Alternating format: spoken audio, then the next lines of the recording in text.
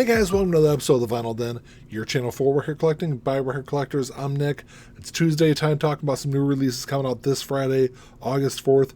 There's about 400 albums coming out this week. I got 14 on my list for today. There's a bunch of links down below. Make sure you check them out. There's links for the Vinyl Den Facebook group, for the merch page, for the Spotify and Apple Music playlists we put together every week, and the Patreon page. So make sure you go check all that out. Of course, if you enjoyed the episode, make sure you give me a thumbs up. Hit that subscribe button down below. Make sure you hit that notification bell so you're notified every time I release new episodes. Like I said in the intro, there's about 400 albums coming out this week. I'm only going to talk about 14 on the show today, so if there's something I don't talk about, make sure you drop me a comment down below. Let me know albums you're looking forward to picking up this week. And like always, if you're unable to find these in your local brick and mortar stores, I'll put links down below. All these should be available online.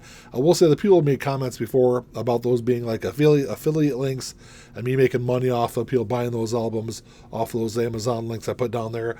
I put those on there just for convenience, so people are able to find those. I'm not making money off of anything that people buy. I think the big release this week is going to be this new album from Mammoth WVH. This is Mammoth II. This is their second studio album. It's a couple of different versions that are going to be available. There's a standard black version. There's also a yellow version, which I think is the indie exclusive version. I'm not sure. I think there's another one out there also. So I think there's maybe like a Coke bottle clear version, I think is what I saw on their website. Maybe I'm just kind of misremembering that. But anyway, there's multiple versions of this going to be available. It's going to run about $28 online. Of course, this is the new album from Wolfgang Van Halen, Eddie Van Halen's son. I really enjoyed the first Mammoth album. And Wolfgang does a great job with these. Wolfgang plays all the instruments on the album. He does all the guitar work, drums, bass, everything. Like I said, really enjoyed the first album. Definitely looking forward to this new one. And then you got Depeche Mode, Sound of the Universe, the singles. This is an interesting release. First off, it's going to be really expensive. It's going to run you about $200. I think this is really only geared towards the big, diehard Depeche Mode fans. So Sound of the Universe was their 2007 album. So this is a collection of like remixes. So it's like alternate mixes, I guess, club edits, radio edits of the singles off of that album. And to be honest, I didn't think it was the best Depeche Mode album. I think the singles that they released off that album were probably the best songs off that album. But this is 7 12-inch singles, and I think it's like 7 or 8 tracks is what's included on here. But like I said, if you're a big diehard Depeche Mode fan, I think it's something that might be up your alley. From this really interesting compilation coming out this week, this is Jerry Garcia, Might As Well, Around Records Retrospective. It's a lot of R's in there. So this is a new compilation. It's all remastered stuff, 16 tracks from Jerry's career outside of the Grateful Dead. So you got stuff from his solo career. You've also got stuff from the Jerry Garcia band also, which I'm not familiar with the Jerry Garcia band stuff. So the stuff from his solo albums, you get stuff from Garcia, Reflections, and then Run for the Roses. His fourth solo album was, I think, a covers album, or mostly covers. So there's none of that stuff on here, but which I'm not familiar with his cover stuff. I'm familiar with some of the stuff, kind of casually familiar with some of the stuff off his solo career, so I'm definitely interested in this one. It's only running about $30. I think it's a good price for what you're getting. It's a double LP. It's on black vinyl. I think there's also an indie exclusive version of this also, I think. Might be wrong on that one, but I think I saw an indie exclusive version of this also. So you got that one coming out this week. Then you got Gov't Mule, Dark Side of the Mule. This was released back in 2014. If you're unfamiliar with this is a great live album from Gov't Mule. They do a lot of, it's all Pink Floyd stuff. Covers, you got covers from Metal on here. You got covers from Wish You Were Here, The Wall, Animals, of course, Dark Side of the Moon. They do a great job with it. I'm not the biggest fan when it comes to cover albums, but like I said, this is a really good one. I got this one in my collection. It's a fantastic release, at least worth streaming and checking it out, I think. So this week we got 2 releases coming out from the Blue Note Tone Poet series, which I've been a huge fan of the Tone Poet and the Classic series over the last couple of years. A bunch of great releases have come out from both of these. I'm familiar with Lee Morgan. I'm familiar with Duke Pearson. I'm not familiar with either one of these releases, though, so I'm definitely looking forward to these this week. So the first one, you got Lee Morgan, Infinity. This was recorded in 65, but it wasn't released until 1981, so I don't know the backstory of why it was such a big gap between recording and release. So got a great lineup on here with Lee. You got Jackie McLean, Larry Willis, Reggie Workman, Billy Higgins. This is all remastered from the original analog tapes. It's got a nice deluxe gatefold, all the Tone Poet series releases do. $39. I know a lot of people might think of that as kind of a pricey release, but like I said, going back and looking at these Tone Poet series releases, that do a great job with them. I think hands down, I think they are like the definitive versions of these jazz releases because they do such a great job with them. So you got that one coming out this week. Then you got Duke Pearson, The Right Touch. This was released back in '67. So on this one you got so this is Duke with a big 8-piece band, which includes Freddie Hubbard. Of course, I love Freddie's stuff also. Stanley Turrington. You got James Spaulding on here also. Like I said, these are all remastered from the original analog tapes. It's going to be about $39 online, which I know. It's pricey for a release, but I think at least these two jazz releases, I'm really looking forward to both of those. This week you got a really interesting release coming out from Glenn Danzig. This is Black Aria, released back in 1992. It's on Starburst vinyl. It's going to be about $30 online. Very interesting because this is very different than anything else Glenn has done in his career. This is Glenn's first solo album. It's entirely Glenn playing all the instruments on here. It's an instrumental album. It actually debuted at #1 here in the U.S. on the Billboard classical charts. Interesting. It's interesting because if you know Glenn, you know the type of music Glenn plays, it's very different than anything else that he's done in his career. I'd say that it's at least worth streaming and checking out because it is a really interesting release. So you got that coming out, and then you got Extreme, 3 Sides to Every Story, also released back in 1992. Their third studio album. It's going to be about $41 online. This is a music on vinyl release, and music on vinyl releases tend to be kind of strange, at least here in the U.S. In parts of the world, this probably got released last week. There's normally about a week's delay before they get released here in the U.S. So this is a reissue of, there was a 2017 reissue of this album.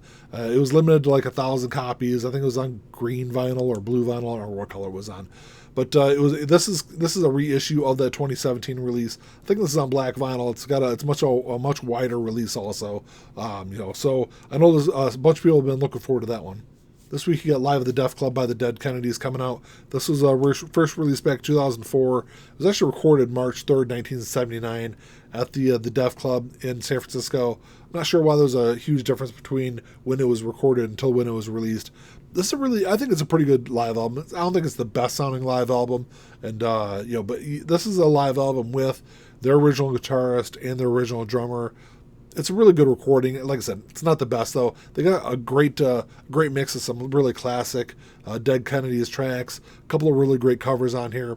It's as someone who's a kind of a casual Dead Kennedys fan, it's an album definitely worth owning. I know that Jelly Biafra, their lead singer, has been highly critical of this album since it was released, but I'm not really sure why he has such a big problem with it. So you got that coming out this week. And then you got James Taylor, JT being reissued this week. First released back in 1977. It was his 8th studio album. It's actually his first album with Columbia. This is a music on vinyl release, limited to 1,000 copies. It's going to be on red vinyl. It's going to run you about $40 online. This is an interesting album because it's kind of a musical change for James Taylor with this album. And I don't know if it's because of working with Columbia, but he mixed in, I'd say, like more mainstream musical interests, from the mid part of the 70s into his like classical or his classic singer-songwriter style. Is, definitely some more rock influence on here. There's some blues influence, definitely a more pop influence also. Like I said, there's also some country stuff in there. A big kind of a mixture of stuff that he hadn't really used in his music before. It's a good album. $40 is kind of pricey for me. It's one that I'll probably just stream and check out again. And then last on the list this week are 4 reissues from Elton John, which over the last year or so he's been kind of slowly rolling out all these reissues from large parts of his career that I think have kind of been under the radar. A lot of stuff from like the 80s, 90s, and 2000s. Of course, the 70s was like the heyday for Elton John's releases.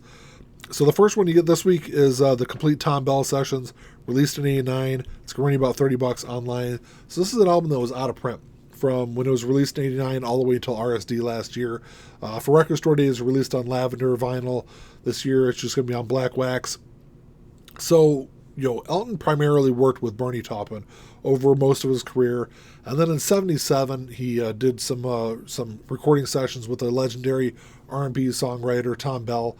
A lot of really great stuff. There's only, I think, 6 tracks on this album. There's only one track that was a top 10 single, Mama Can't Buy You Love, which I think is the only song that I'm familiar at all with off of this album. Like I said, $30, not a bad release. I think it was about the same price it was released on RSD last year. The next one you got Made in England, released in 1995. It was his 24th studio album. It's going to be about $22 online. the only top 20 hit off this album was Believe, which is kind of interesting because he released it. So in 1994, Elton John was big because of the Lion King soundtrack. He was doing a lot of promotional work for that soundtrack when he did Believe. And then it was probably like 5 months later, I think 4 or 5 months later, when it actually came out as a single. And I think because of the amount of time that was out there and during the promotion period for The Lion King, I think is what really helped push that song up as high as it was on the charts. It's a really good album. It's not one of my favorite Elton John albums from the 90s, though. And then the last two are both albums from later part of his career, which, they charted really well. They sold really well when they were first released, but I think have kind of largely been forgotten since then. They're both great albums, though. The first one is The Diving Board, released in 2013. It was his 29th studio album. It's a double LP. It's going to run you about $38 online. So this would hit number 4 here in the U.S. on the Billboard charts. And it's an album that I think is probably, off the top of my head, probably the best work that he did in the 2000s. Like I said, it's an album that if you're unfamiliar with it, I would definitely highly recommend going back and streaming and checking that one out. This is also cut at Abbey Road, so I'm sure it's going to sound great. It also says it's remastered, but it doesn't say when it was remastered, so I'm not really sure what the story is behind that one. And then the last one is Wonderful Crazy Night, released in 2016. It was his 30th studio album. It's running about $27 online. So this was written and recorded in 17 days, which even in the 2000s I think is incredible to see something put together, recorded, and in such a short period of time. Of course, there are stories back in the 60s and early 70s of like the Doors recording their debut album in like 6 days, things like that. But in the 2000s, even in the what was it 2016, you didn't see something get done that fast. So this peaked at number 8 here in the U.S. It's a really solid album. I don't think it's quite as good as The Diving Board, but I think it's definitely up there. Those two albums are probably the best of his work in the 2000s. Well, that's all I got for today, guys. Thanks for checking the show out. Make sure you drop me a comment down below. Let me know what you want to pick up this week. I'm definitely looking forward to both those jazz releases. I'm probably going to grab that Mammoth release also. Probably going to grab that Danzig release because I don't have that one on vinyl. I think I have it on CD, but not on vinyl. But I don't know. Let me know what you guys are looking forward to picking up this week. Of course, like always, if you enjoyed the episode, make sure you give me the thumbs up. Hit that subscribe button down below. That's all I got. Until next time, keep on spinning. Peace.